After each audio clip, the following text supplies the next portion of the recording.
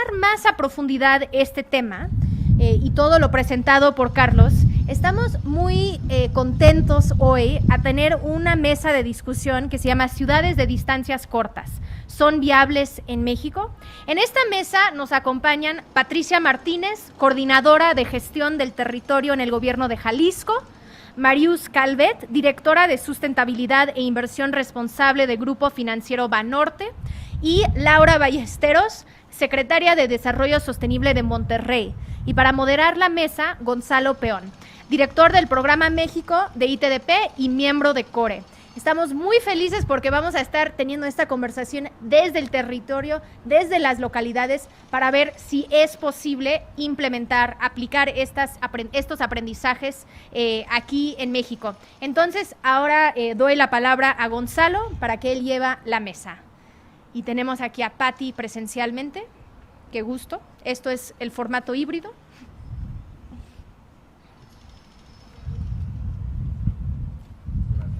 De nada.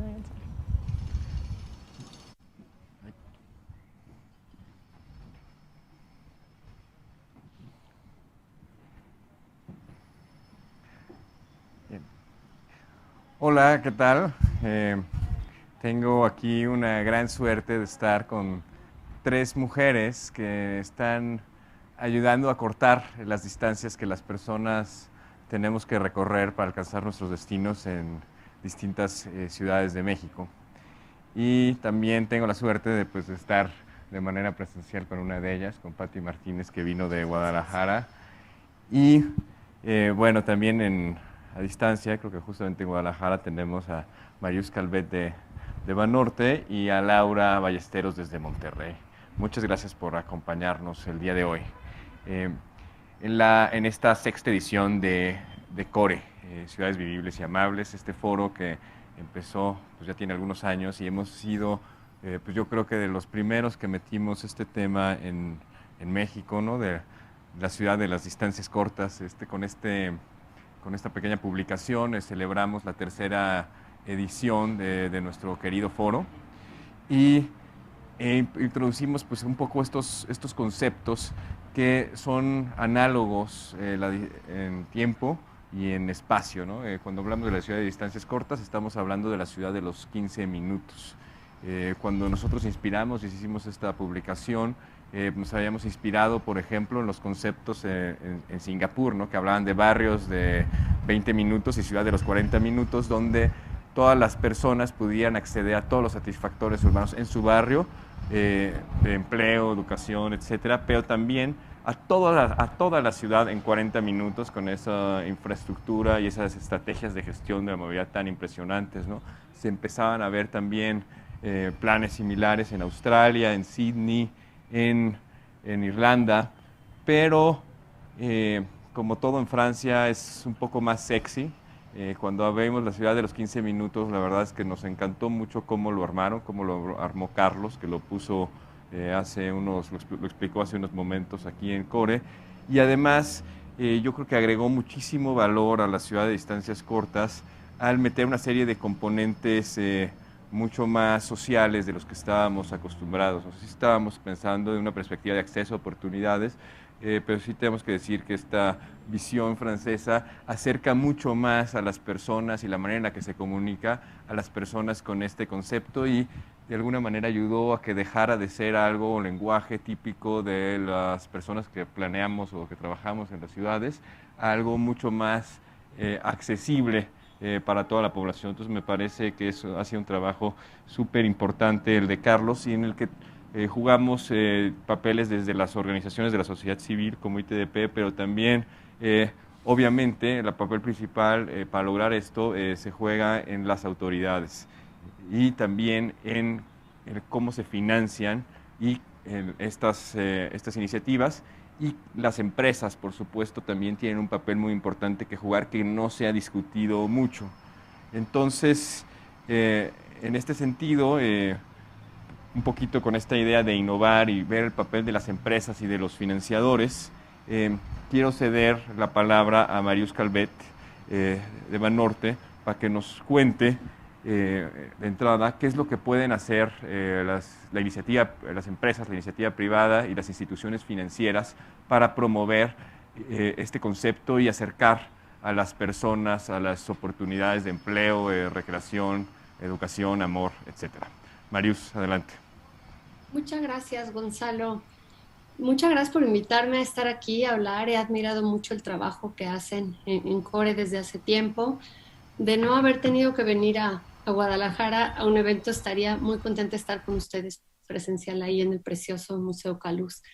Pero bueno, les platico un poquito. Nosotros, por supuesto, como empresa que emplea 29,000 colaboradores, desde hace tiempo tuvimos la iniciativa de pensar que en los edificios en donde concentramos a un mayor número de colaboradores, pudiéramos tener iniciativas para movilidad sostenible que tuvieran impactos en el tema de traer menos coches a la zona alrededor de nuestro edificio, coche compartido, camiones en donde hemos movido a la gente de los metros más utilizados que van hacia ciertos edificios.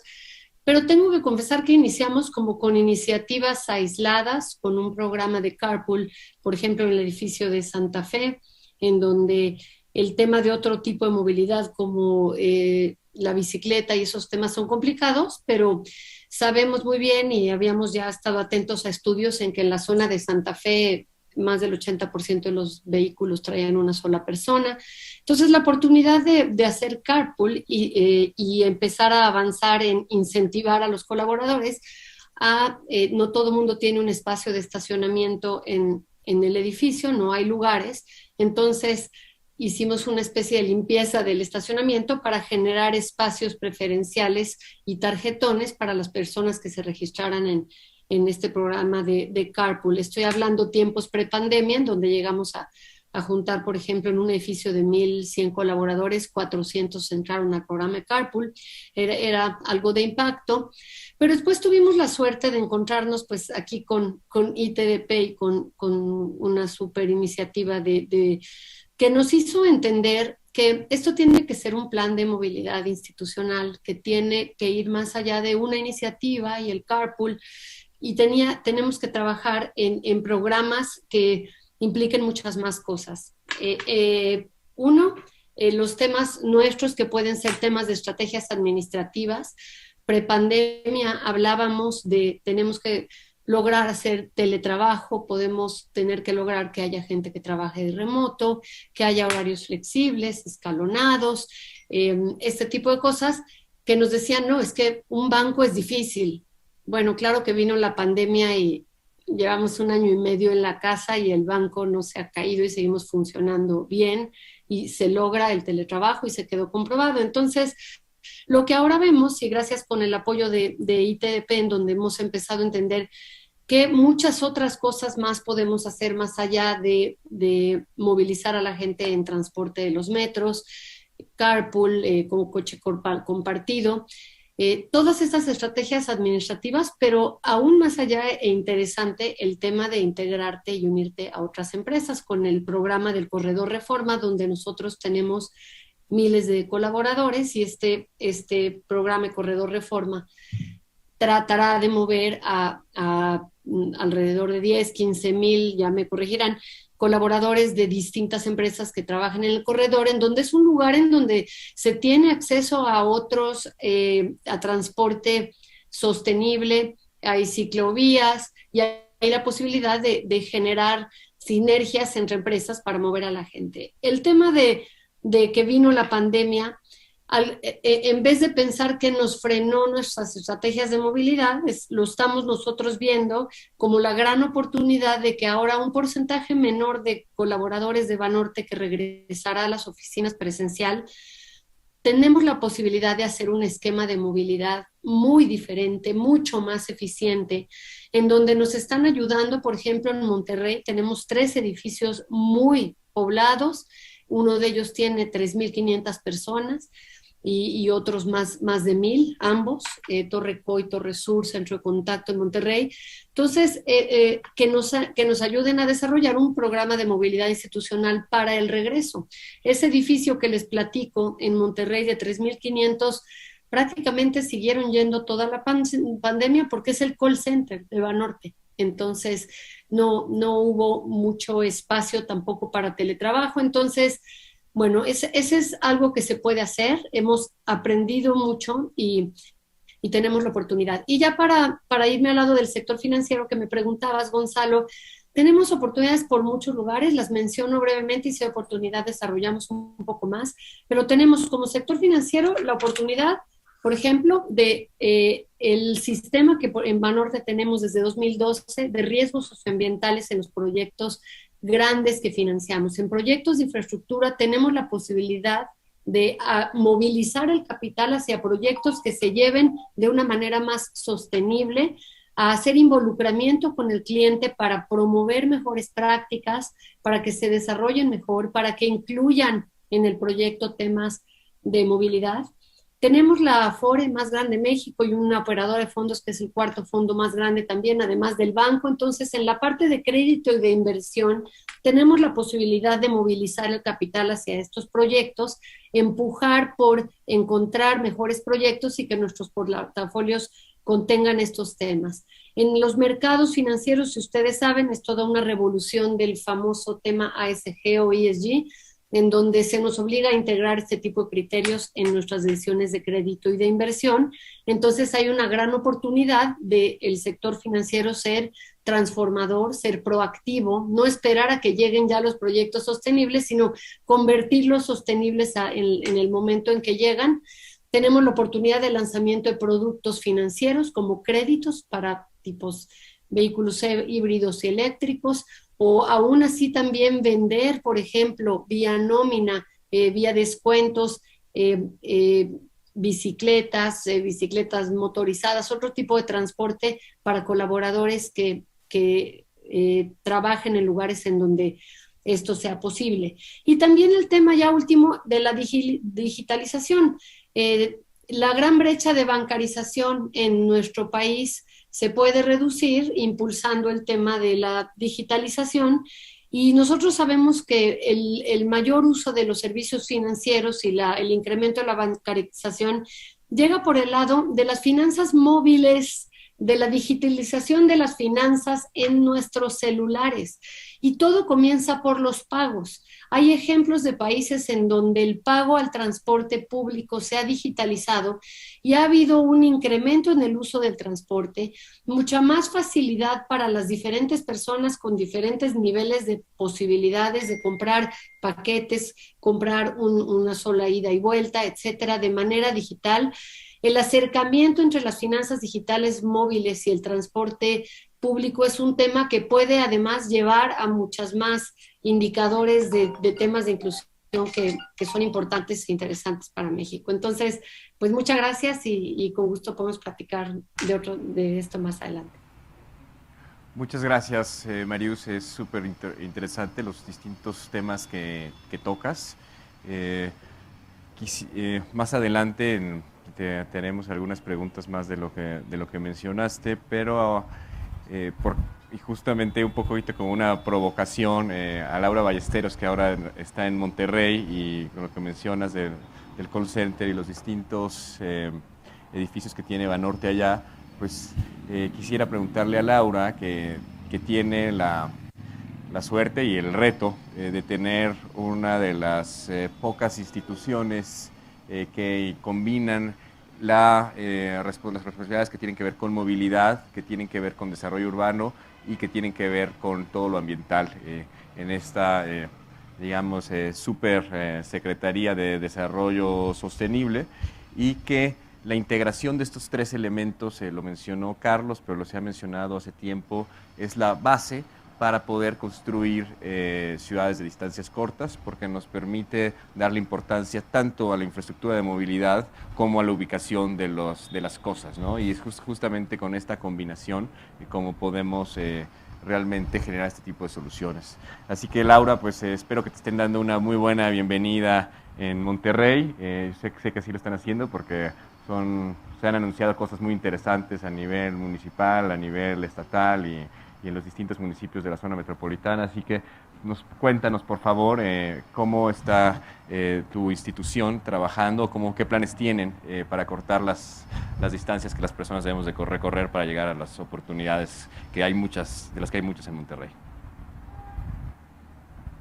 Gracias Gonzalo, gracias también por la invitación, gracias a Core, gracias a Antonio del Valle por este esfuerzo, Sara Snap, y gracias a mis colegas con las que estoy aquí. Marius, es un honor compartir contigo. Patti, sabes perfectamente lo mucho que te admiro y te respeto, y creo que justamente esto es un ejemplo, esta mesa, de cómo juntas hacemos ciudad. Lo hacemos desde la iniciativa privada, pero también desde el gobierno, y también desde maneras hoy mucho más flexibles e integrales y comprensivas para poder administrar la ciudad.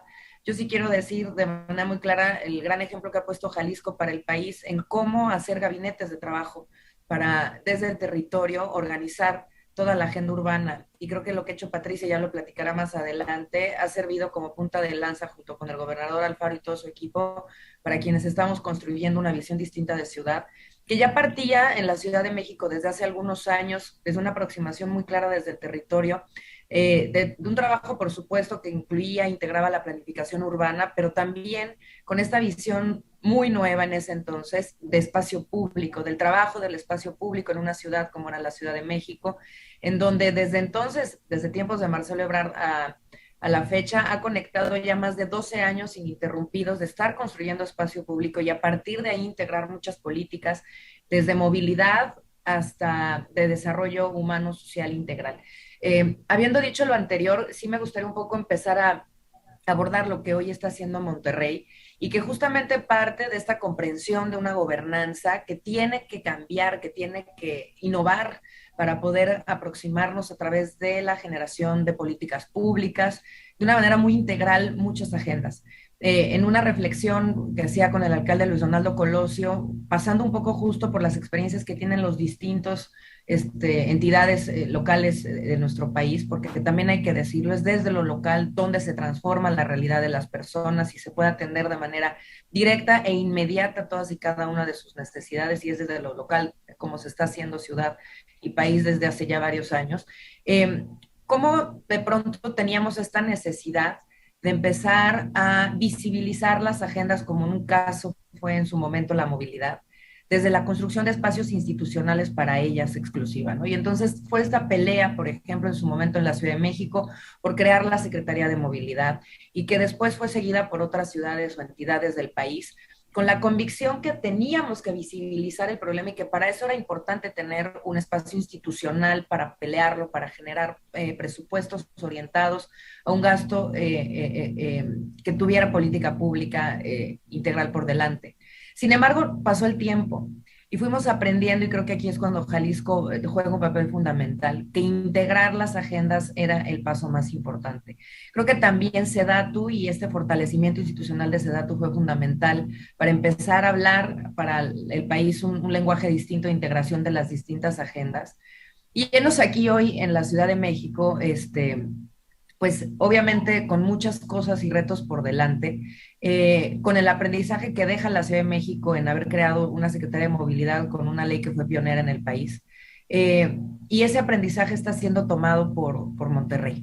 Está siendo tomado por Monterrey en términos de la creación de una Secretaría de Desarrollo Sostenible dentro de un gabinete de ciudad sostenible, en donde la Secretaría hoy se transforma para dejar de ser solamente una atención, una ventanilla de atención a trámites urbanos para la ciudad en cuanto a permisos para construcción, tanto de vivienda como de oficinas, como de centros comerciales o cualquier otro uso para la ciudad, a tener una secretaría que incluirá desarrollo urbano y vivienda, movilidad y seguridad vial. Por primera vez, seguridad vial pasa a hacer una gestión de riesgos desde lo urbano, desde el territorio, y no solamente una gestión vial que estaba exclusiva como parte de la Secretaría de Seguridad Pública y sus atribuciones, y la agenda de medio ambiente y cambio climático.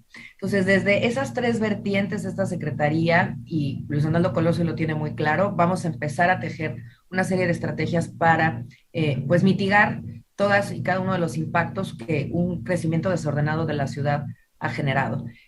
Por otro lado, también decirles que en este gabinete de ciudad sostenible estamos integrando varias de las áreas que hacen la ciudad posible en esta alcaldía, y ahí mismo estamos haciendo trabajo de integración con el INPLAN, con la Secretaría de Obras, con la Secretaría de Servicios Urbanos y con la Secretaría de Desarrollo Sostenible. Entonces, para terminar esta primera parte de gobernanza, decirles que mientras el INPLAN planea, la Secretaría de Desarrollo Sostenible hará política pública y la Secretaría de Obras y la Secretaría de Servicios Urbanos implementarán. Entonces, en esa lógica estamos perfectamente organizados y estamos arrancando obras incluso ya desde esta semana y estamos esperando tener resultados en los primeros 100 días de gobierno, que van desde cruces seguros, que sabemos que es una manera de aproximación muy precisa para disminuir muertes viales. Hay ya una definición del alcalde desde hace 10 días de sumarse a la visión cero muertes y de llamar a esta acción porque hay una crisis de seguridad vial en Monterrey al ser la primera ciudad en muertes viales del país y mucho trabajo por hacer.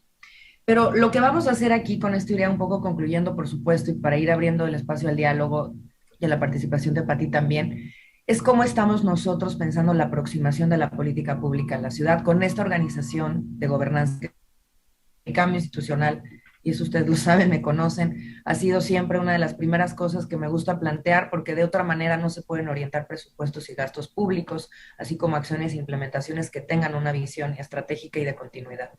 Entonces, número uno, vamos a trabajar en las centralidades urbanas. O sea, la primera aproximación que tendrá Monterrey como ciudad es estar determinando con el INPLAN, a través de los estudios también y los trabajos que ya se tienen, entre 4 y 5 centralidades urbanas para la ciudad, a partir de donde vamos nosotros a apostar por estas ciudades de distancias cortas, por esta ciudad de una distancia de 20 minutos a más tardar de todo el acceso al derecho a la ciudad, que estamos hablando de servicios y estamos hablando también de derechos que deben de ser ejercidos por los ciudadanos, como es el derecho a la salud, el derecho a la educación, al medio ambiente sano, y a la seguridad, etcétera, ¿no? Todo lo que engloba el derecho a la ciudad. Dentro de estas centralidades urbanas, entonces, nosotros vamos a ir justamente planificando este acceso a derechos y a servicios y lo vamos a integrar con la infraestructura urbana, que nos va a permitir desde el territorio tener una planificación distinta de lo que queremos dar como acceso de las personas a su infraestructura. Estamos pensando en un sistema de red de parques urbanos, en donde estos parques estarán conectados por corredores sostenibles, en donde a través de la bicicleta, la caminata y la movilidad no motorizada y descarbonizada nos va a permitir también darle a Monterrey una nueva visión y una nueva alternativa de movilidad para poder de una buena vez por todas cambiar el sistema modal y que el coche no sea la única opción para poderse mover. En este sistema de parques urbanos, en esta red que se va a estar construyendo, vamos a estar buscando también, por supuesto, reforestar y reverdecer Monterrey. No es posible hoy que sea una de las ciudades también con menos espacio público verde del país entero, ¿no? Y me atrevería también a decir de la entera región latinoamericana. A través de estos corredores sustentables que estarán conectando este sistema de parques urbanos para justamente también hacer una política integral de atención a las infancias y a las juventudes, vamos a estar planteando, por supuesto, calles completas, con ciclovía, con cruces seguros, con calles peatonales, aceras y señalizaciones con acceso universal. Vamos a estarlo haciendo, insisto, a través de esta técnica de centralidades urbanas, y vamos a estar, por supuesto, desdoblando las distintas acciones de política pública que sabemos que se tienen que hacer desde la movilidad, la seguridad vial, el medio ambiente y, por supuesto, el desarrollo urbano y vivienda. Cerraría yo esa primera intervención diciéndoles que tenemos toda la intención de trabajarlo de la mano de los ciudadanos de manera abierta y transparente, y justamente en esa lógica entra la iniciativa privada. Para nosotros, los desarrolladores serán la clave para hacer ciudad. Queremos mandar un mensaje muy claro que hacer una buena ciudad es hacer buen negocio, y que a través justo de su implementación de proyectos de desarrollo y de infraestructura para la ciudad es que estaremos construyendo entorno. Ellos son los que nos van a ayudar justamente a implementar los proyectos clave y estratégicos de la ciudad, y para eso estamos hablando y abriendo un periodo de diálogo amplio, permanente, que iniciará con los diálogos por el desarrollo sostenible de Monterrey en unas semanas, donde justamente estaremos pensando juntos de qué manera aproximarnos para que a través de las obras que ellos hacen podamos estar haciendo entorno y ejerciendo una manera distinta de hacer ciudad en Monterrey, en donde pues todos hoy están claros que es el paso que sigue. Muchas gracias, Laura. Qué padre tenerte aquí, aunque sea a distancia.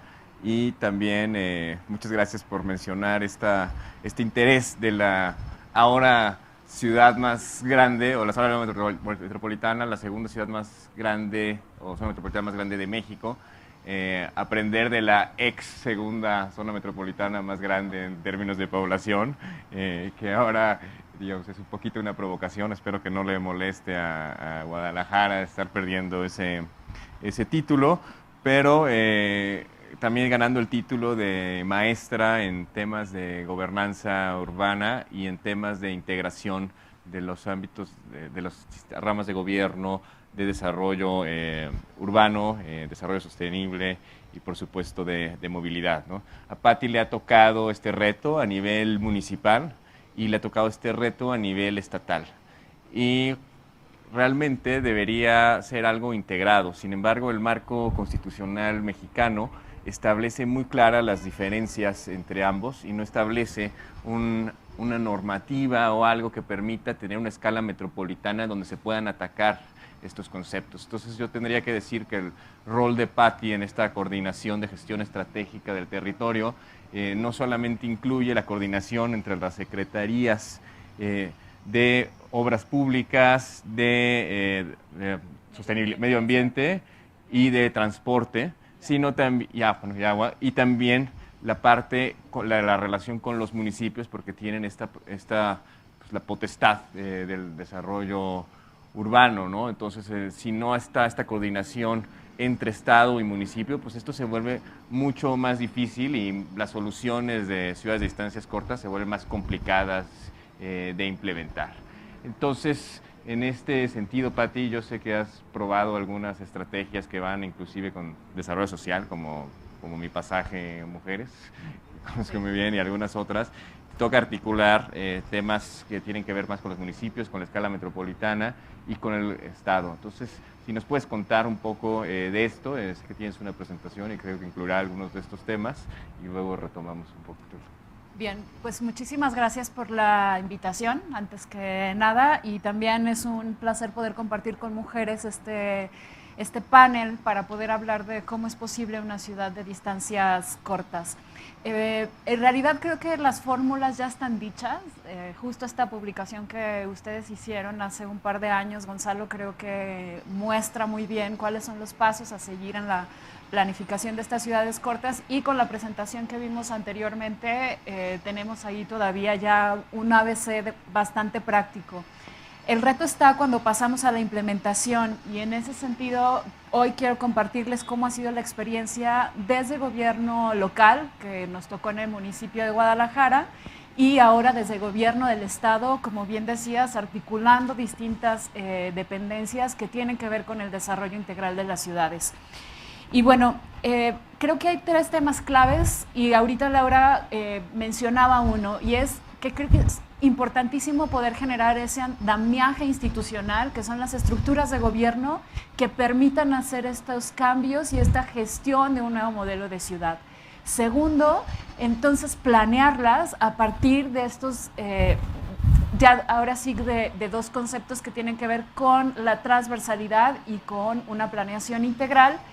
Y por último diría, creo que es clave la inversión pública, que como gobierno es nuestra responsabilidad en las ciudades, para que entonces el sector privado realmente le pueda ser también atractivo y funcione como un incentivo en la inversión de los desarrollos inmobiliarios.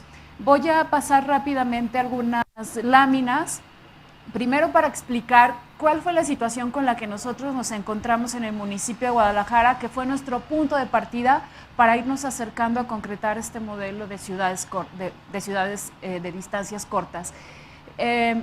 Esto no les será ajeno y tiene que ver con la dispersión urbana, ¿no? Como en nuestro caso desde los años 60 comenzamos a, yo digo en una palabra menos elegante, a desparramarnos el área metropolitana de Guadalajara. Pasamos prácticamente de 1980 a 2015 a triplicar nuestra superficie urbanizada, y todos sabemos las consecuencias de esta dispersión, ¿no? Los altos costos en los servicios, o bien colonias, nuevos desarrollos que no tienen acceso a los servicios básicos. ¿Qué otras consecuencias identificamos ya en el día a día? Pues sí, comenzamos a ver esta desconexión y esta inequidad que se genera entre la sociedad.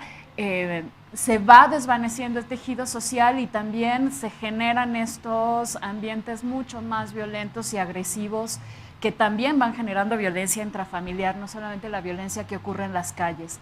Y no me detengo mucho en esto porque se ha dicho demasiado, la dependencia del automóvil, creando estos trayectos más largos que son hostiles, que ya nos explicaban hace un momento cómo ahora la gente, y en nuestro caso en el área metropolitana, pueden invertir hasta 3 horas de su tiempo en un trayecto, y eso es reducción de horas productivas, reducción de horas de tiempo con sus familias, de recreación, de descanso, tan importante ahora. Y en conclusión yo diría es un tema de respeto por el tiempo también. Y me parece muy importante comenzar a hablar también de la perspectiva de género en este modelo de ciudad, donde lo que vimos con este apoyo y que estuvimos trabajando juntos con el programa Ciudades de Futuro y el programa que aterrizamos de Mi Pasaje Apoyo Mujer, es que las mujeres que están en el decil 1 y 2, es decir, las que ganan menos de 6,000 pesos al mes, gastan una tercera parte de sus ingresos en el transporte público. Y con la pandemia esto se agravó aún más porque muchas de ellas trabajaban en el sector informal, como empleadas domésticas, por ejemplo. Entonces dejaron de tener empleo y esto evidentemente cambió por completo sus vidas, ¿no?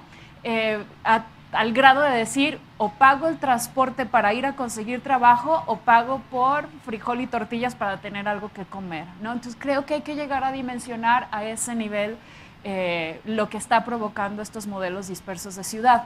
Y bueno, hoy no podemos obviar el tema de la crisis climática. Por ejemplo, en el área metropolitana de Guadalajara, el 37% de las emisiones contaminantes corresponden al sector transporte, y ya sabemos cómo las ciudades son las principales causantes de las emisiones de gases de efecto invernadero. Bueno, este diagrama es solamente para ilustrar cómo se va generando una baja calidad en el acceso a las oportunidades para mejorar calidad de vida. Hay una mayor población que decide mudarse hacia otras zonas. Este efecto que ustedes hablan en el libro, ¿no? El efecto Donna, ¿no? Donde perdemos la densidad en el centro de la ciudad y la ganamos en la periferia. El intenso desarrollo de áreas suburbanas con baja densidad, cómo se incrementa el tráfico y el tema del transporte privado, y también con esto vamos colapsando nuestros sistemas de transporte público porque no hay coberturas completas, porque sale más caro moverse. Y bueno, evidentemente esto va generando otros temas que tienen que ver con incrementos de ruido, de tiempos de traslado, de contaminación en la ciudad. El modelo que ya conocemos, que andamos replicando por todos lados y que hoy en nuestras ciudades medias lo toman como un buen ejemplo, siendo uno de los peores ejemplos, ¿no? Esto es parte de nuestra área metropolitana en Guadalajara.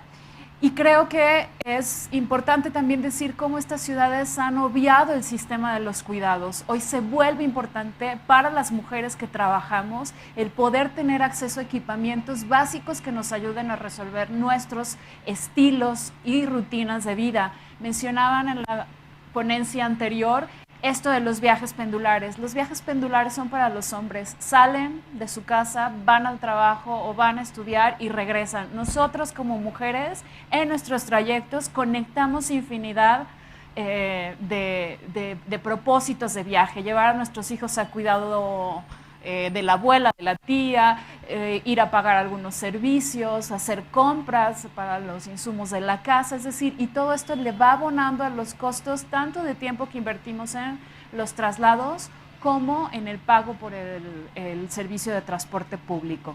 Entonces, bueno, creo que realmente nos falta también pensar en la ciudad a partir de un sistema de cuidados donde podamos acceder como mujeres a tener garantizados desde espacios públicos que nos brinden seguridad para estar con nuestras hijas, con nuestros hijos, al cuidado de un adulto mayor, por ejemplo. Estas imágenes solamente para ilustrar lo que teóricamente podemos hablar, pero lo que se vive en el día a día, ¿no? Las paradas del transporte público donde las mujeres nos sentimos mucho más inseguras, y esto también se ha ido dando evidentemente por esta planeación tan dispersa, donde tampoco se planean los recursos para poder atender estas necesidades básicas. nosotros cuando estuvimos en el municipio de Guadalajara nos dimos cuenta que se estaba perdiendo densidad poblacional, es decir, estamos hablando de más o menos 200,000 habitantes en un periodo como de 15 años en la parte del centro de la ciudad. Y realmente esto lo que comenzó a generar pues también fue una fragmentación, se generaron ciertos vacíos y pues había también equipamientos subutilizados en esta zona del centro de Guadalajara. Tenemos municipios metropolitanos como el caso de Tlajomulco, de Iztlahuacán, de Juanacatlán y Zapotlanejo, que los pueden ver en este diagrama, donde se puede ver que su área urbanizada incrementó 3 veces entre 1990 y 2015. ¿Qué es lo que hicimos para poder volver a este modelo o mejor dicho, para fomentar este modelo de ciudad conectada, compacta, cercana, y agregamos el tema de equitativa? Primero, nuestra premisa fundamental, el orden en el desarrollo urbano. Y esto pasaba por actualizar nuestros instrumentos de planeación, que tenían más de 14 años de no haberse actualizado. Esto evidentemente generó una serie de edificaciones fuera de norma que también nos implicó poder generar los mecanismos para saber qué hacíamos con torres que se construyeron sin respetar las normas urbanas, pero pues con gente que ya estaba viviendo ahí sin poder escriturar sus departamentos, por ejemplo. Y un andamiaje normativo desactualizado también.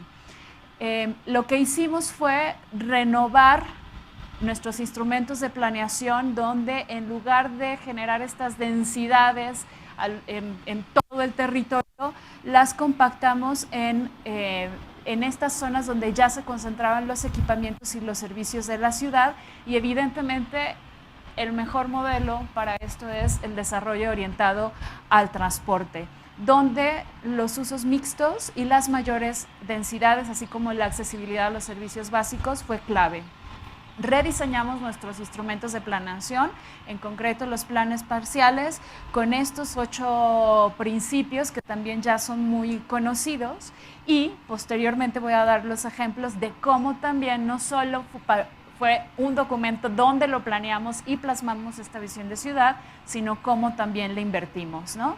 Y bueno, básicamente en el área metropolitana nosotros tenemos estos ejes de transporte masivo, que son 3 líneas de tren ligero y 2 corredores de BRT, que más o menos suman alrededor de 50 kilómetros cuadrados de transporte masivo. Sobre estos dimos los mayores potenciales de edificación en la ciudad, y también están ligados, por supuesto, a sobre todo las líneas del tren ligero, a donde se concentran la mayor parte de los equipamientos, de los sitios de recreación y centros de trabajo también, las unidades económicas. Esto tiene que ver ya propiamente con la inversión que hemos hecho para fortalecer no solamente la movilidad a través del transporte público, sino también la movilidad activa. Esta es nuestra red. Todo lo que ustedes ven en los puntos verdes son las 300 estaciones del sistema de bicicleta pública, y lo que ven en las líneas grises es nuestra red de infraestructura ciclista, que estamos hablando de que son ya más de 150 kilómetros de ciclovías confinadas, además de carriles compartidos. Hay 2 proyectos concretos, y con esto cierro, que es donde decía al principio, es importante no solamente crear las estructuras que nos permitan un nuevo modelo de ciudad, planeación, sino también las inversiones. En este caso, Espacio Alcalde y mi macro periférico. Paseo Alcalde, pues bueno, realmente pasó de ser un callejón virreinal después de convertirse en una avenida. Esto es lo que era todavía en el año 2013, una vialidad de 8 carriles donde pasaban el 85% de las rutas de transporte, y se podrán imaginar lo hostil, lo ruidosa, lo peligrosa que era esta vialidad. Pasamos de eso a esto. A propósito de que se construyó la línea 3 del tren ligero de manera subterránea, se redistribuyeron los pasos de las rutas de transporte y generamos áreas peatonales donde la gente convive haciendo uso del espacio público de distintas maneras. Esto es la inversión pública sobre un corredor DOT donde ahora municipio de Guadalajara, es decir, hemos ido por etapas, pasaron ya 2 administraciones de planificación, de inversión pública, para que ahora esta administración pueda detonar el desarrollo inmobiliario en estos corredores. Mi macroperiférico es una de las vialidades que mueve alrededor de 360,000 pasajeros en transporte público diarios y más de 110,000 usuarios de transporte privado. En su momento, pues era vista como una carretera urbana, es una de las principales arterias metropolitanas y es donde ocurren los mayores accidentes viales. Estamos hablando de 4 accidentes por día en estos 41 kilómetros que mide el periférico.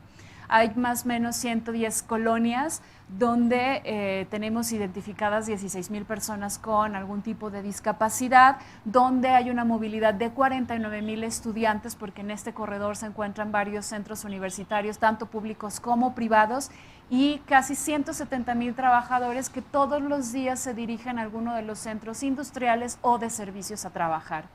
En este mapa se ilustra mucho mejor cómo es que están distribuidos estos puntos de centros de trabajo, recreativos y también de equipamiento. Lo que hicimos fue realmente aprovechar la oportunidad de un corredor de BRT en esta vialidad, y más que un proyecto de movilidad, lo concebimos como un proyecto de renovación urbana que nos permitiera generar permeabilidad entre las colonias que están de un lado y de otro de periférico, y también de generar esos espacios espacios públicos mucho más amables para mejorar la experiencia de viaje de las y de los usuarios. Esto es parte de las estaciones que ya están en desarrollo.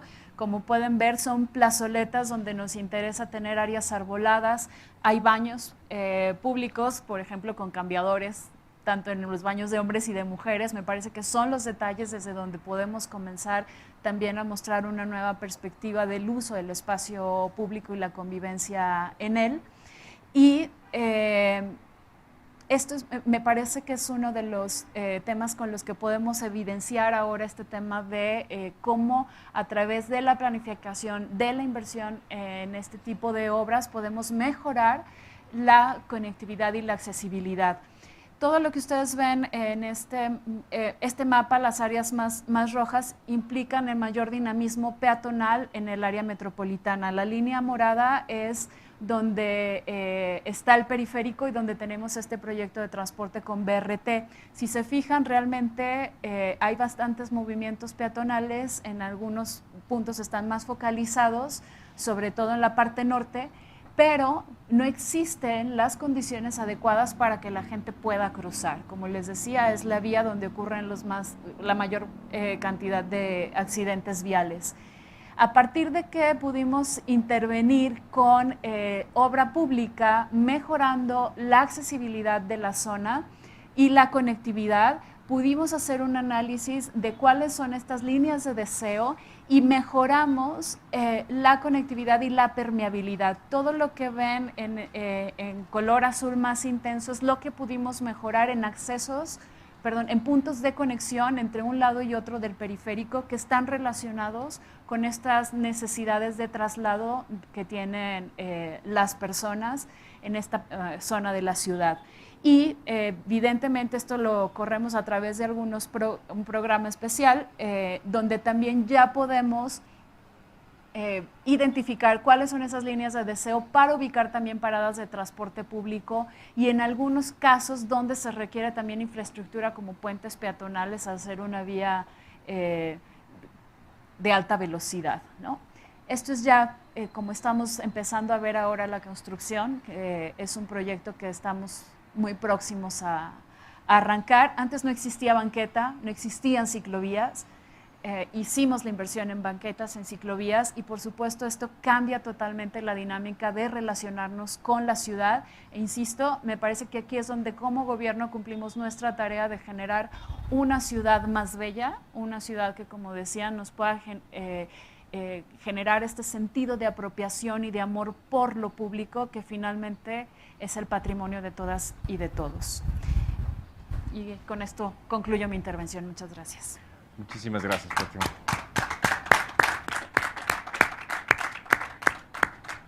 Es un trabajo súper interesante y es algo fundamental también para una ciudad tener esta progresividad. Lo mencionó Laura en el caso de la Ciudad de México, lo menciona Patti, cómo este trabajo ha ido escalando en el tiempo en el caso de Guadalajara, y también esperamos que pronto veamos algo así en el caso de Monterrey, ¿no? De cómo estas mejoras pues se van acumulando en el tiempo y van acercando a las personas a sus objetivos, a sus destinos y a las oportunidades que dan sentido a las ciudades. Pero bueno, Marius dijo un acrónimo que a pesar de que vivimos en el mundo de los acrónimos, en los que quienes estamos en el gobierno, en organizaciones internacionales, en organizaciones sin fines de lucro, pues muchos pues no sabemos de todos los que da la ONU, las metas de desarrollo sustentable y otros, pero hay un acrónimo que hoy en día es muy popular en el sector privado y que no usamos tanto aún que trabajamos en el sector público, ¿no? Que es el ESG en inglés o ASG en español, que a ver si me lo sé bien, ¿no? Porque como no lo usamos mucho, igual yo también me equivoco, pero creo que es la A es ambiental, la S es social y la G es gobernanza. Y este acrónimo pues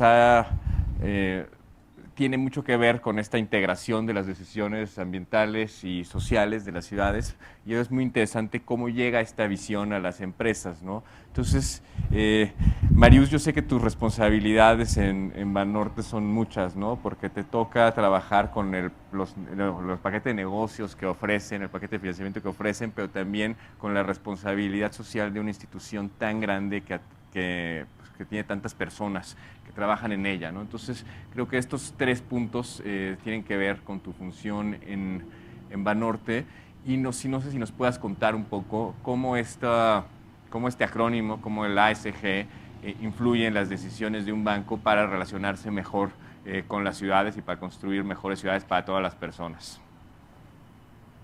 Sí, Gonzalo, gracias por la pregunta y felicidades a mis copanelistas, mujeres maravillosas, admiradas, que están trabajando desde otro lado de donde no me ha tocado a mí, y las escucho y me motiva de nuestro lado el sector privado, incrementar la ambición, trabajar más cerca de los gobiernos, incidir en políticas públicas. En fin, me emociona escucharlas y pensar la posibilidad de hacer más. Pero sí, Gonzalo, justamente el tema de ASG, o en inglés que se llama ESG, es un tema que comenzó hace muchos años en el tema de qué responsabilidad tenían las empresas hacia sus grupos de interés. Las empresas hace 20 años identificaban sus grupos de interés, las que son públicas, los inversionistas, todas sus colaboradores, sus clientes, los reguladores, la comunidad que los rodea, a sus operaciones, etcétera, sus consumidores, y cómo la empresa toma en cuenta sus expectativas y las atiende. Pero conforme fue pasando el tiempo, los reguladores del sistema financiero internacional y los inversionistas empezaron a darse cuenta que las empresas y los corporativos y los mismos gobiernos tenían que tomar mucho más en cuenta esta serie de factores, porque son factores que, si no se toman en cuenta, pueden generar hasta una inestabilidad en el sistema financiero internacional. Entonces se empieza a entender que tan sencillo como una empresa que no tiene programas o una cultura de diversidad, que no tiene métricas y ambición en mejorar los temas de equidad de género, es una empresa que no va a atraer el talento de las nuevas generaciones, que no va a retener el talento, que si siguen las brechas de mujeres en puestos de dirección, esto pone en riesgo justamente la retención de talento, no solamente temas reputacionales, pero se empiezan a considerar estos 3 factores ASG que mencionabas, Gonzalo, como temas ya que pueden ser medidos financieramente como riesgos financieros de la empresa en el largo plazo. Entonces ya no es solo cómo la empresa reacciona y cumple expectativas de grupos de interés, sino cómo también integra las amenazas y los riesgos, por supuesto, el cambio climático, la pérdida de biodiversidad, los temas de diversidad, por supuesto, los temas de salud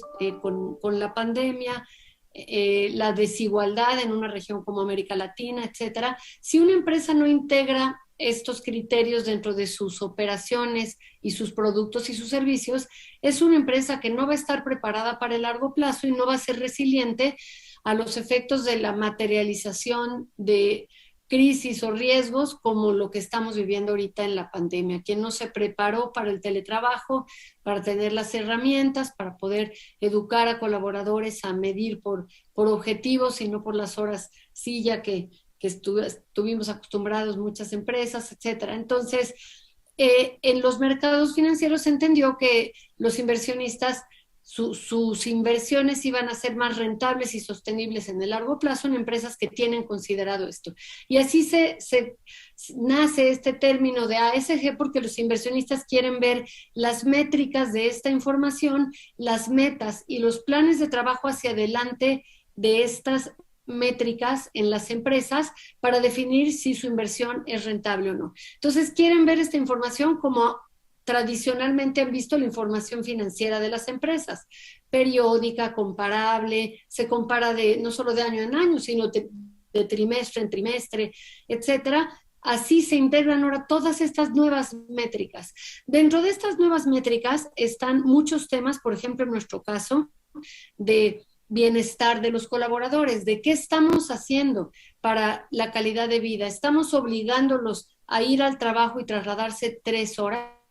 Estamos trabajando con ITDP en un diagnóstico de cómo se mueven miles de colaboradores a distintos edificios, y las noticias, por supuesto que no siempre son buenas.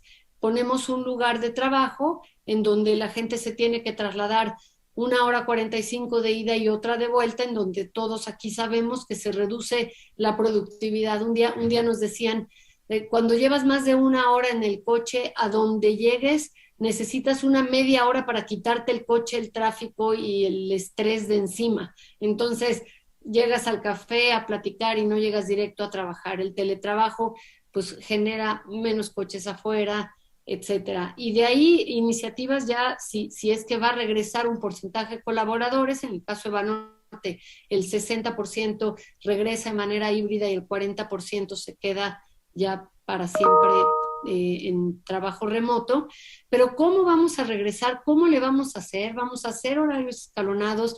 ¿Vamos a propiciar carpool? O iniciativas. Nosotros tenemos 1,100 sucursales en donde trabajan decenas de miles de colaboradores, y muy bien podemos ajustar en encontrar al personal de la sucursal que trabaja en una sucursal que está más cerca a su domicilio.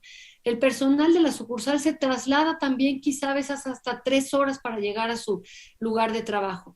Entonces, justamente parte de todas estas métricas que se ha convertido en esta revolución en los mercados y en los corporativos de los temas ASG, están temas de generar calidad de vida a tus colaboradores, de contribuir a ciudades más sostenibles, de contribuir con tecnología, con digitalización que ayude a las personas a acercarse a servicios financieros.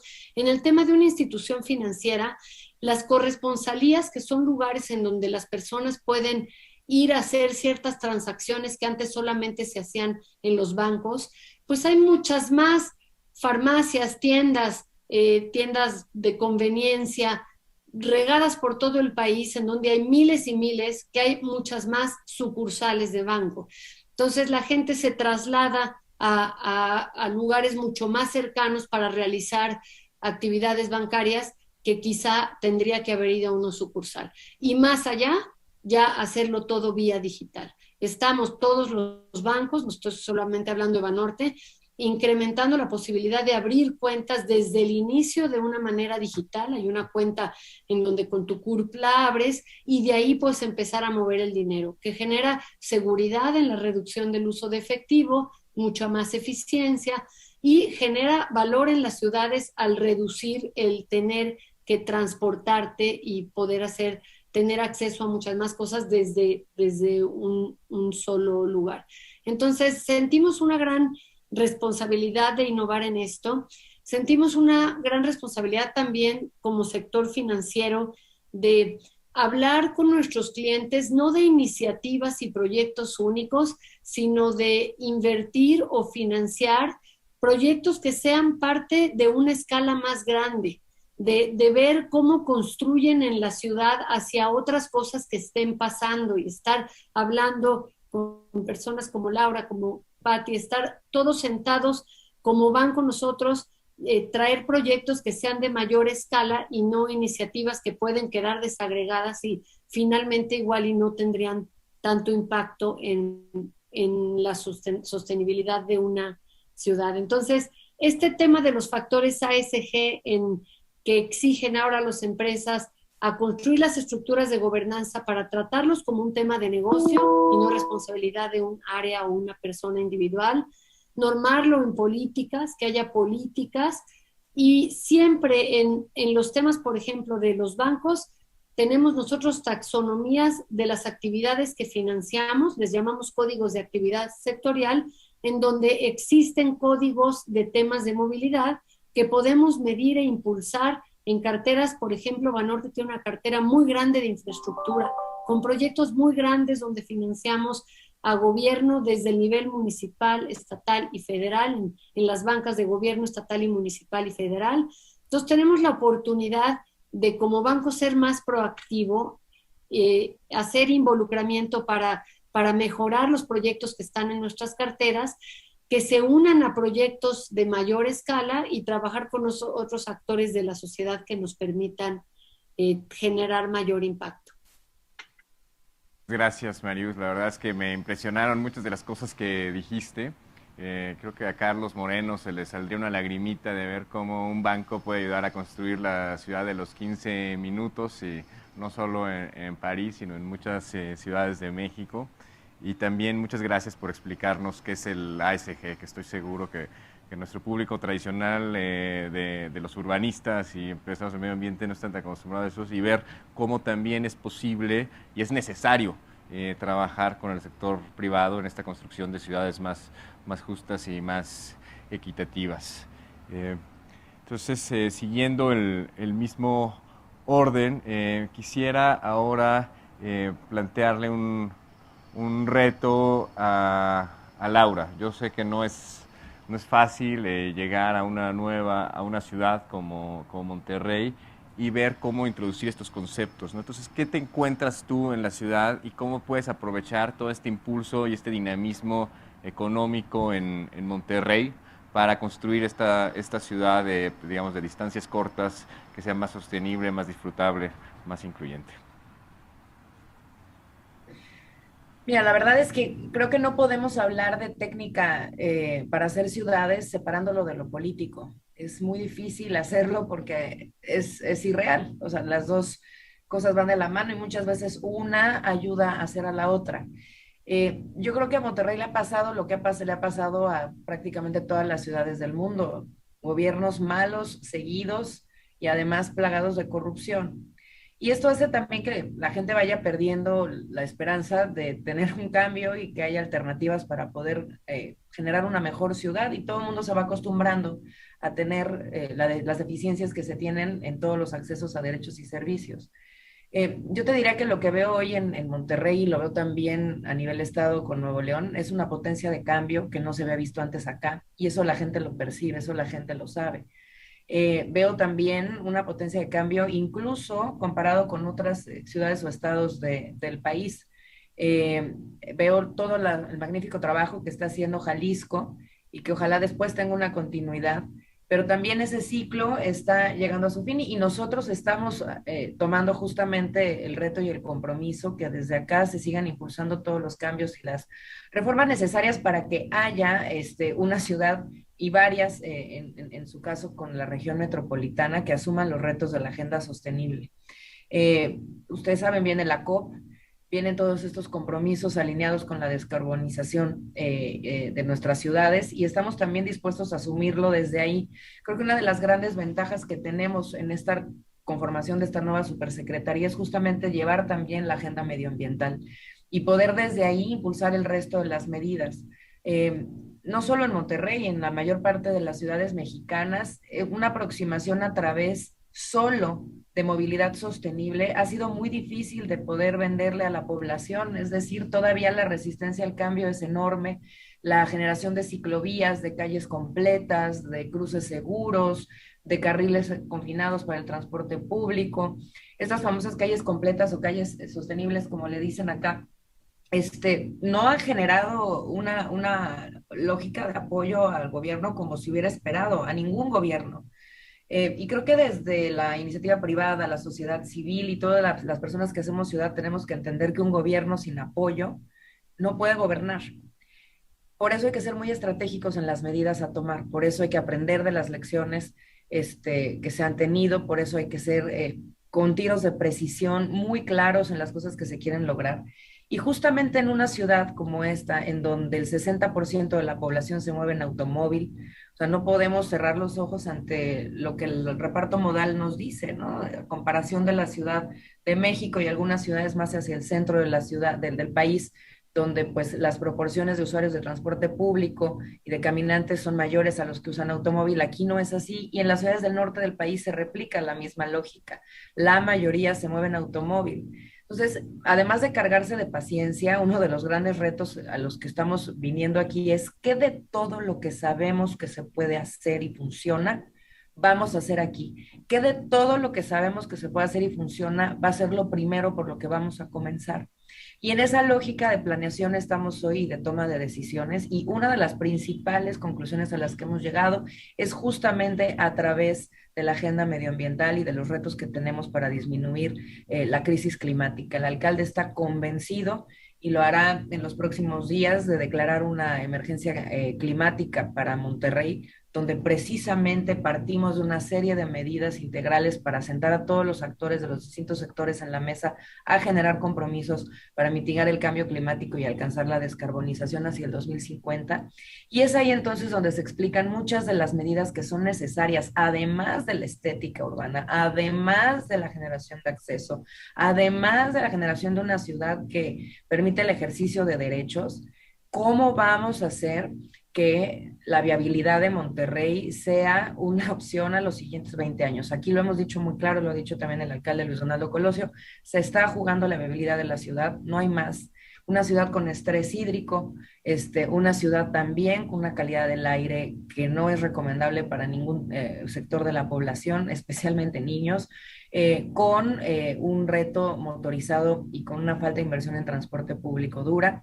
Hoy la gente lo pide como la principal medida a implementar en el Estado, o sea, la mejora del transporte público. Entonces, empieza a abrirse una nueva etapa porque también ya hay una necesidad muy clara. Y yo tal vez concluiría diciendo, justamente en el marco de este foro, que es justamente repensar, reinventar las ciudades juntos, la importancia que tiene la paridad, es decir, el ejercicio transversal de la perspectiva de género en todas las políticas, desde la toma de decisiones hasta, por supuesto, la planeación, el diseño, la implementación de las mismas. Y yo sí, pues ahora sí, que la que provocaría desde este lado soy yo, dejando tal vez un mensaje muy claro desde la mesa, ¿no? O sea, ¿cómo vamos a reinventar nuestras ciudades así? Incluyendo a las mujeres en las tomas de decisiones, incluyéndonos a nosotras, no solo por un sentido numérico de que somos más de la mitad de la población en todas las ciudades, que somos además más de la mitad de los viajes en todas las ciudades. Eso es un ejercicio aritmético puro y duro y democrático. Tenemos que llegar a este punto en donde una ciudad sin nosotras es una ciudad que no se hace y que no nace. Y eso es parte de los problemas que hoy estamos viviendo, que no se contemplan las necesidades de las mujeres, porque hacer ciudad no es neutral en cuestión de género. Y concluiría justamente, creo que con esta reflexión, hay mucho por hacer. Ya Patricia también adelantaba muchas de las medidas de política pública que se pueden hacer desde el territorio, desde el entorno, desde transporte público, espacio público y movilidad. Sin embargo, sí hay que dejar muy claro que hasta el día de hoy no ha sido así. Hoy sale una nota, de hecho, en el periódico El Norte, donde pues avisa cómo solamente 3 alcaldes de la región metropolitana están cumpliendo con un gobierno paritario. Y ese es el caso de Monterrey, donde somos mayoría mujeres, 6 mujeres, 4 hombres, pero pues el resto no. Y bueno, si nos vemos el resto de las ciudades del país, están en la misma. Entonces, yo sí dejaría este reto sobre la mesa. Hacer ciudades es involucrar a las mujeres, reinventarlas es involucrar a las mujeres. Y me alegra también mucho que el título de este panel sea justamente cómo las reinventamos y cómo hacemos ciudades de distancias cortas, y que no sea, y que sea un panel exclusivo de mujeres, sin que el título sea la perspectiva de género, porque esa es una manera también de sectorizar algo que tiene que ser transversal.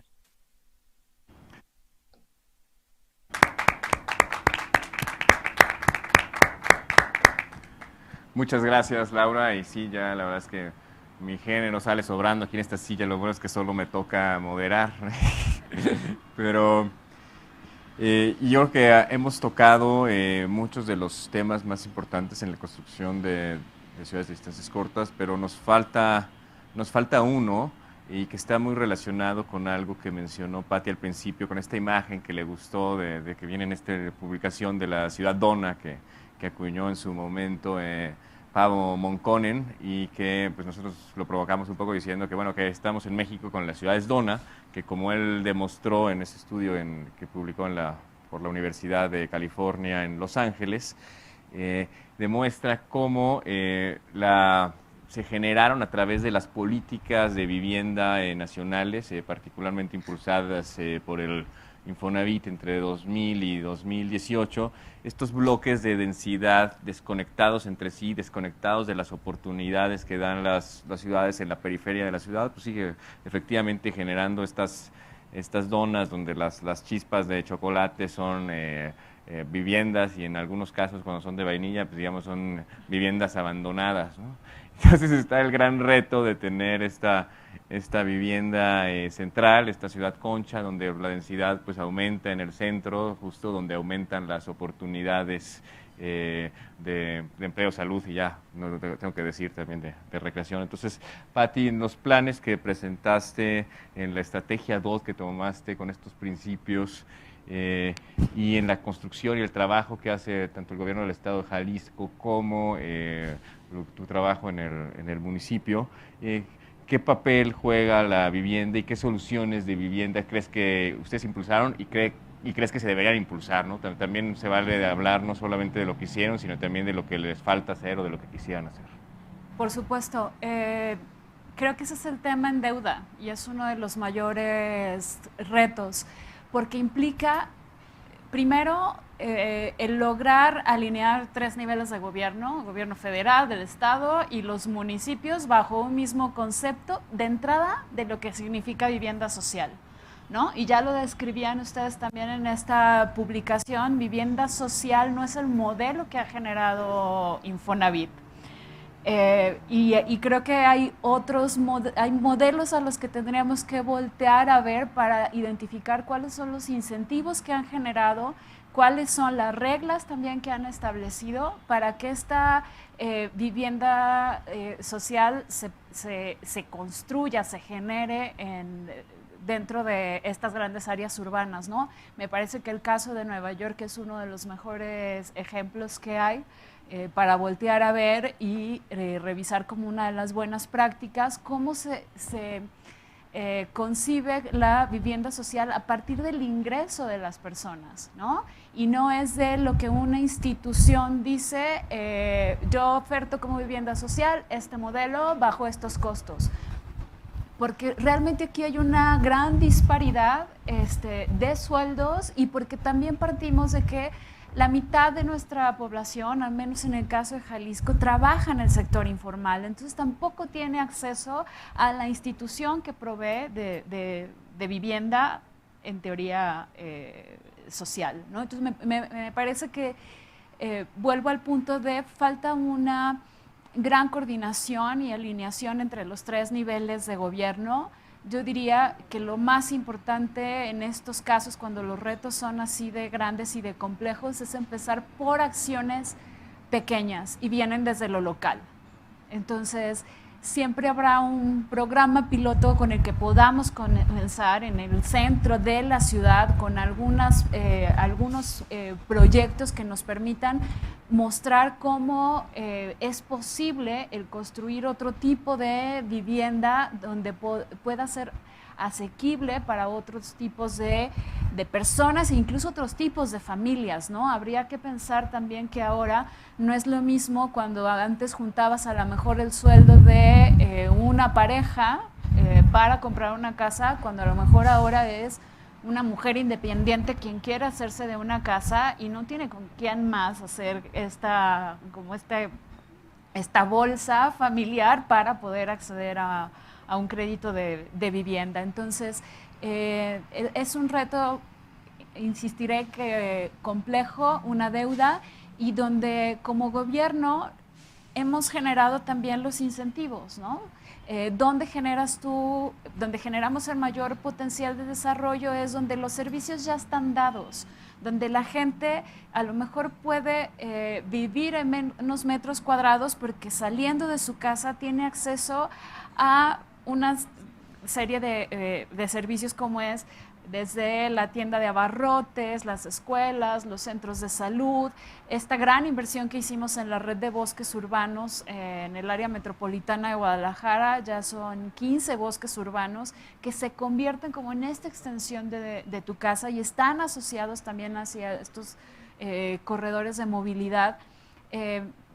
En fin, creo que hemos ido generando varios incentivos que quedan plasmados en los instrumentos de planeación, con descuentos sobre las licencias de construcción, donde también incluimos nuevas políticas de gestión del estacionamiento. Si vas a desarrollar frente a un corredor de transporte masivo, pues no es necesario que cumplas con el criterio absurdo de 4 cajones, 3 cajones de estacionamiento por vivienda. Podríamos llegar a 0, ¿no? Ahora también lo que falta es que el sector de desarrollo inmobiliario adopte esta visión donde se requieren modelos distintos de vivienda, donde podamos acercar a la gente a sus fuentes de empleo. ¿Qué es lo que está pasando? Pues, claro, todos estos fraccionamientos que se dieron en la periferia de la ciudad están abandonados, estamos viviendo un alto problema de violencia, y ahora creo que se acentuó todavía más con esta crisis que nos hizo entrar la pandemia, en la que nos hizo entrar la pandemia, agravando el tema de la salud mental, ¿no? ¿Por qué? Porque pues al final tuvieron que estar en casa, un huevito de casa, 4, 6, 8 personas, y esto evidentemente lo que nos detonó, y lo hemos medido en el caso de Jalisco, problemas de angustia, de depresión, de embarazos en adolescentes, de violencia con niños, problemas de suicidio, y lo que no habíamos visto antes, cómo se incrementaron los grados de depresión en niñas y en niños en nuestro estado, y creo que esto también es un tema generalizado en el país. Entonces, si de por sí, antes de la pandemia, era complejo el tema de la vivienda, creo que ahora lo es más, porque necesitamos también agregarle la variable de cómo la pandemia impactó en nuestra salud emocional, y con mayor razón necesitamos generar justo estas viviendas que estén cerca de estos espacios donde podemos salir, caminar, donde podemos tener contacto con nuestros círculos familiares, donde podemos tener una relación distinta con el espacio público, donde podemos sentirnos revalorados y dignificados, ¿no? El foro bien menciona reimaginar la ciudad. Creo que también es resignificarnos como personas dentro de la ciudad y nuestra relación con ella a partir de estos aprendizajes.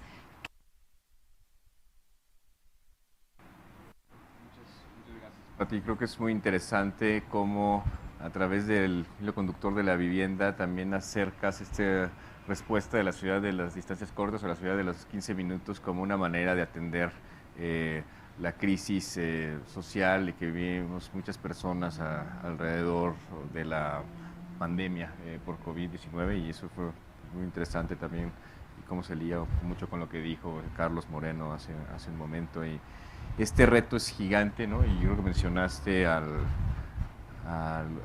los 3 gobiernos que tienen que articularse en una mejor política de vivienda, al municipio, al Estado y a la Federación. Yo creo que además de estos 3 también tendríamos que pensar en el papel del sector financiero y de los desarrolladores, ¿no? La iniciativa privada. Y desafortunadamente Marius tenía que irse a las 11:50, entonces ya no le puedo lanzar una provocación. pero lo que sí puedo hacer es imaginar a un sector financiero que promueva inversiones en vivienda que se necesitan en las ciudades, pero desde una visión con un mejor ASG, ¿no? O sea, ¿qué pasaría? O sea, yo estoy seguro que Banorte, que tiene esto muy claro, y los demás bancos que vean su ASG, pues tienen que ellos mismos estar pensando en no seguir promoviendo desde el sector de las finanzas estas viviendas completamente desconectadas de las oportunidades que dan las ciudades. Yo estoy seguro que si hubieran tenido más claro el ASG hace algunos años, quizá no se hubieran impulsado el financiamiento de viviendas tan desconectadas de las oportunidades como el Supango, porque Claro. tienen, no sé, 40% de abandono, que seguramente también les afecta en la falta de pagos, ¿no? Y perdieron, ¿no? Bueno, sí, algunas de esas empresas ya no existen el día de hoy, ¿no? Entonces, yo creo que ahí, si hubiera estado más claro el ASG en su momento, pues hubiéramos tenido otra historia, ¿no? Quisiera agregar algo, Por porque favor. también creo que en esta provocación que haces sobre el tema de la vivienda, también parte mucho por el sentido común. Y como nuestra sociedad está también acostumbrada, y es una cosa que vimos en Guadalajara, y tiene que ver con el desdoblamiento de la vivienda, ¿no? Este arraigo que tenemos familiar, donde luego se va construyendo, hay una primera planta, después se construye un segundo, tercer piso, donde en el primero viven los papás, en el siguiente vive la hija, en el siguiente vive el hijo, y se va desdoblando la vivienda y terminan viviendo todos en una misma finca, ¿no? O sea, en Guadalajara no estaba permitido este desdoblamiento de la vivienda en el centro donde estaba el acceso a los servicios básicos, ¿no? Entonces, detalles, es tan importante poder llegar a comprender también dónde está, cómo nuestra cultura de arraigo familiar y de relación con el barrio también ya tiene definido per se un modelo, ¿no? Y en este caso era ese, desdoblar la vivienda, los papás que invierten en el terrenito y después cuando los hijos tienen una lana con sistemas de autoconstrucción, hacen su propia vivienda sin necesidad de irse más lejos, y eso también va generando pues un sistema de cuidados, mejores relaciones familiares, es decir, creo que también muchas veces las decisiones parten del sentido común y de ver lo que ya como sociedad resolvemos y facilitarlo, ¿no? Y aquí es donde creo que entra también el reto, por ejemplo, para las instituciones financieras de generar esos créditos que permitan a personas con menores ingresos poder tenerlos para la autoconstrucción. Ojalá también mecanismos que tenemos oficiales permitieran esto, ¿no? Y no necesariamente acceder a una vivienda nueva en un modelo que no nos es funcional. Muchas gracias, Pati. Y yo me tomo la casaca de banco, aunque ahorita Pep no tenga mucho dinero que prestar, pero creo que sí era muy interesante, había sido muy interesante también haber escuchado a ti, a Laura, junto con Marius, ¿no? Desde estas distintas perspectivas. Y bueno, nos quedan unos poco más de 4 minutos, entonces yo usaría lo que dijo en su momento María Buigas, ¿no? Que hay para hacer pues, ciudades más justas, más sostenibles, necesitamos romper las 3 Is que yo nunca había escuchado en conjunto, que son la ignorancia, la ideología y la inercia. Entonces, Laura, si hasta por 2 minutos nos podrías hablar ya sea de las 3 Cis que ahora hay que romper en Monterrey, o también si escoges alguna de las 3 que te guste más, pues adelante. Bueno, pues ya lo decía, ¿no? Yo creo que a lo mejor empezando por el tema de la ideología, es fundamental abrir el diálogo con los ciudadanos, ¿no? Y eso creo que es algo que tanto en Guadalajara como Ciudad de México en su momento y ahora en Monterrey se ha estado haciendo cuando se quiere hacer ciudad de a de veras. La gente no nace sabiendo el tipo de ciudad que quiere, pero la infraestructura sí le genera una cultura orientada al uso del coche, como ha sido la inercia, justamente también hablando de inercias durante muchos años. Hay ejercicios ya muy claros que nos dicen cómo las generaciones que en su momento crecieron, por ejemplo, con el Metrobús y su creación, pues hoy la manera de ver o dibujar una calle para esas infancias que ahora son ya juventudes, pues es una calle donde caminan personas, donde circulan bicicletas y donde transitan autobuses rojos. Esa manera de vivir la ciudad y de aproximarse a ella cambió justo porque nos atrevimos a través de la infraestructura a hacer un cambio. Yo soy infraestructuralista, no creo que haya otra manera más clara de cambiar la realidad de las ciudades, sino es a través de la infraestructura urbana y en este caso el territorio juega un papel fundamental para ello. Y en esa infraestructura urbana, por ejemplo, por supuesto que entra la vivienda y por supuesto que entra el espacio público, el entorno y las distintas componentes de la movilidad no motorizada y por supuesto de la política pública medioambiental. Sin embargo, hay que hacerlo, o sea, hay que irse del dicho al hecho y hay que además hacerlo bien, porque una de las cosas que nosotros aprendimos en la Ciudad de México en su momento es que hay que probarlo. Hay 3 P's, hablando de las 3 I's, hay 3 P's justamente que nos ayudan a entender que hacer política, desde el lado puro y duro, es uno de los componentes para generar cambios, hay que entrarle. Hacer política pública, o sea, policy, y generar todos los instrumentos necesarios para hacer planeación e implementación es necesario y hay que entrarle. Y hacer la prueba de fuegos, es decir, llevarlo a la calle y comprobar que eso sí funciona y que la gente vea el valor, es de lo más importante. De nada sirve una obra mal hecha, eso te juega en contra y creo que es parte también de lo que todos hemos tenido como lección aprendida. Así que bueno, pues yo sumaría estas 3 P's y agradeciendo el espacio y qué padre platicar con ustedes. Muchas gracias. Ahora, Pati, ¿te quedas con alguna de las I's o que dijo María Boigas hace unos minutos aquí en Core o dices algo de las 3? Híjole, romper inercias, ¿no?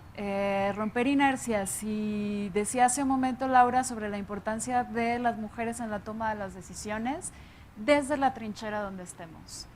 Y romper inercias pasa por, desde el sector público, por ejemplo, en mi caso, el atrevernos a proponer presupuestos distintos, presupuestos donde prioricemos las necesidades más básicas, ¿no?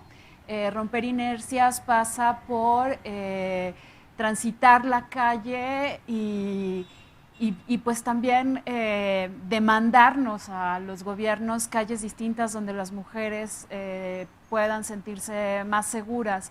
Creo que hay que salir de nuestra zona de confort para poder lograr esas ciudades que son posibles y dejar de anhelar visitar otras y soñar vivir en otras, cuando nuestra cultura es tan rica, tan llena de color, tan llena de vida y nuestro ingenio nos da para romper con la inercia.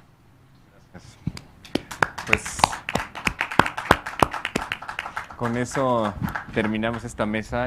Muchísimas gracias a nuestras 3 panelistas. Aprendí muchísimo esta conversación. Espero que ustedes que nos ven a distancia y aquí en el foro Modelo Híbrido también hayan aprendido algo y lo hayan disfrutado tanto como yo. Chao.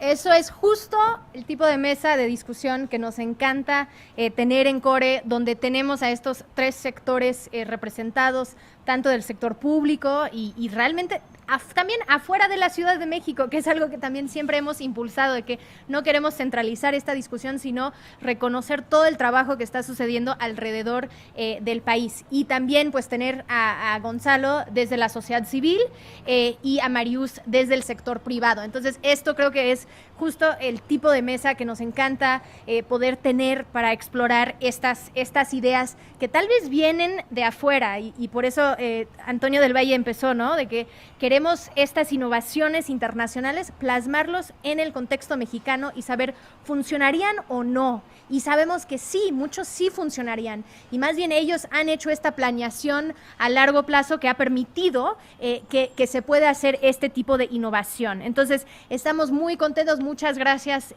a las tres ponentes y a Gonzalo. Les recuerdo seguirnos y conectarse con Core a través de nuestras redes sociales, @Core Ciudades en Twitter, Facebook e Instagram, y ahí podrían dar también seguimiento al evento. Y también queremos dar las gracias a todas las personas que están entrando por el Zoom, porque eso es la modalidad donde están la mayoría de ustedes. Somos unas pocas personas aquí, pero he visto el chat y pues es un lugar muy rico donde están compartiendo muchas preguntas, muchas respuestas, enlaces interesantes.